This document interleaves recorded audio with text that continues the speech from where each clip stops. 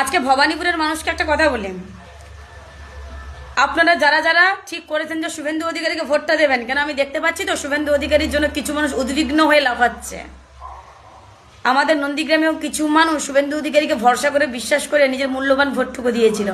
ও বেটা সেই ভোটের যেভাবে 12টা বাজিয়েছে না, নন্দীগ্রামের সেই মানুষগুলোর বিশ্বাসকে যেভাবে ভেঙেছে, সেটা আমি বলে আপনাদেরকে বোঝাতে পারবো না।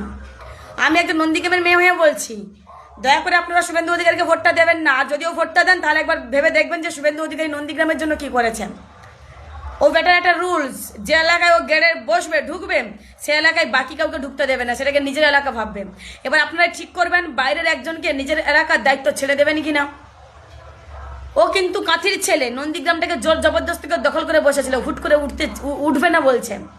সে কিছুতেই যেতে চায় না, মনে হচ্ছে নন্দীগ্রামটা তার। আর ঠিক একই রকম ভাবে ভবানীপুরটাও ঘেরাও করতে চাইছে।